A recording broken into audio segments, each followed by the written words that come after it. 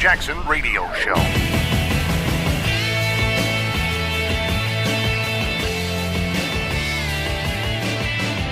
All right, everybody, welcome back. Kevin Jackson. It's Kevin Jackson Show. I want to talk about something. I know you guys are going to be like, come on, Kev. Look, I'm telling you, big issue. And a friend of mine wrote a piece. Well, he sent me a note. I don't know if he was technically writing this as a piece. We used it. We posted it because I thought it was very interesting. And here's why it's so interesting.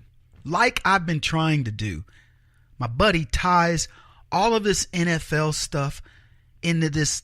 I got to tell you, one of the better pieces to sort of explain what's really happening with this in the context of sports, what the bigger picture is. Cultural Marxism. And what I'm going to get into it because I want you to understand. When I'm done with this, I promise you, you're going to go, Kevin, I get it. You probably already got it because I've been saying it. But he does it. He made other points that I didn't make. And I think that it's important you get these other points.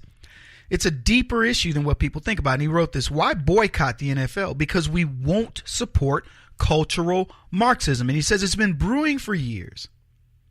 The conflict between our values and our love of professional football. For too long, many patriotic, conservative Christian men have taught their sons to idolize athletes who were paid millions of dollars to contribute nothing useful to humanity, while nations' police, soldiers, firefighters, teachers, and nurses teeter on the edge of poverty.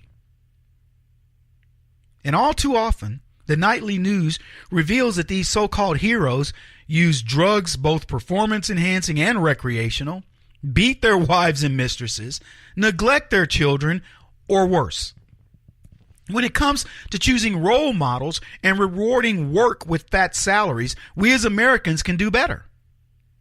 As men, we need to stop basing our manhood on vicarious and voyeuristic identification with entertainers. Now, I want to stop there for a second because that's where it juxtaposes into Hollywood. I keep talking to you guys about the deeper issues underlying the NFL, the deeper issues underlying Hollywood and this whole Weinstein issue. And now we're starting to hear about other people, right? It's starting to leak out. I've only seen one other bigger producer name. And I guess Spacey sort of fits the bill because he's now he's gone beyond acting and is doing more. But all of these things underlie leftism in society and the cancer that it is in any society. I think we all agree that with what he said so far. And that's for the record. The reason why I stopped paying attention to these high-paid clowns is for exactly that reason. I don't remember the time. It wasn't like it was some moment that Martin Luther King got shot or something. But it was a big deal where I went, I'm not watching this stupid games. In fact, when I was watching the World Series the other night, it was an entertaining game. I wanted Houston to win, and I found myself investing in the win. And I remember thinking, I don't care who wins this game. I remember like this thought just hit me, like, who cares? Is it a problem with what they're doing like the NFL? No, I support these guys fully, et cetera, et cetera.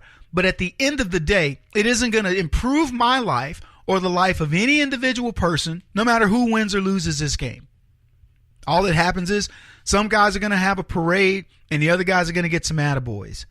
Good try, nice job. The other guys are going to get a ticker tape, go to the White House, do whatever, and that's that.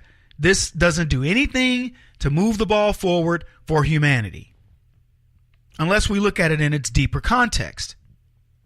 What does it mean? Pride in self, a meritocracy. Look at what I was able to achieve that other people can't do, and so on and so forth. How many people can hit a 450-foot home run off of a 96-mile-an-hour fastball where a dude knows how to place it? I mean, I'm intrigued by all of that. I'm intrigued by the athleticism. I'm intrigued by a lot of the angles of it. The chess play that goes on in baseball and so on and so forth. And I could say what intrigues me about football and what intrigues me about track and what intrigues me about NBA, etc. It's the underlying things. The sport itself, I could not care less about. Who cares? Some guy can put a ball in a little hole. The physics of it are interesting to me. The spin rate, how they can finger roll, and what you're able to learn how to make that ball do, and the evolution of the sport. Things like that. I know, nerdy. But we've gotten so caught up, we make heroes out of guys that can do nothing except put a ball in a hoop or snag 17 rebounds a game. I don't give them that kind of clout anymore. He goes on to say this. One can argue that we shouldn't judge an entire profession by a few bad apples, but the latest shame of entire teams refusing to participate in the national anthem makes clear that the rot has spread throughout most of the apple barrel. He says, first, what of an athlete's free speech? Now, this is where it starts getting really deep. We all sacrifice some degree of free speech and self-expression when we sign a contract with an employer, promising to maintain certain conduct and self-restraint in return for a salary and benefits. A police officer can't show up to work wearing a pink tutu and tights in the name of self-expression. A construction worker holding a slow sign cannot paint a middle finger on it as part of his free speech. If a teacher objected to her responsibility of leading the students in the Pledge of Allegiance at the start of the day, she would be free to appeal to her employer else seeking new employment. But refusing to fulfill the job description while still taking pay for the job violates both the contract and basic morality. And we all have an obligation to avoid bringing controversy and scandal on our employers by offending customers and advertisers, an obligation that is written into most contracts. Would you agree? I agree. I've been talking about this for longest, going, so what job can you go to and you decide, I'm going to take a knee? Now we got city council people around the country taking a knee. We have people singing the national anthem, taking a knee. You were hired to sing a song. End of story. Well, I took a knee because I figured it was going to be my only time to fight back. Fight back for what? That you had a job? That you have a beautiful voice and somebody recognized that? This is where we are. Tell me the job. Can you be in customer service and some white person come up and you go, I'm going to take a knee for white oppression? No, you service the customer.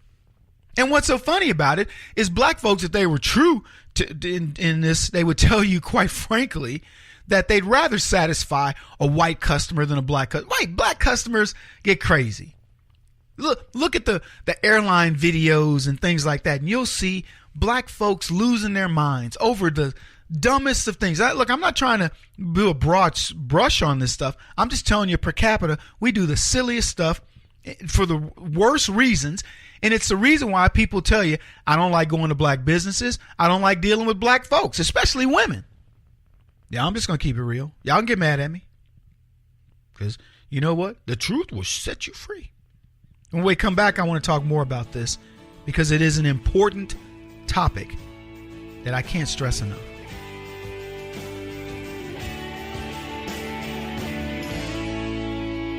This is the Kevin Jackson Radio Show.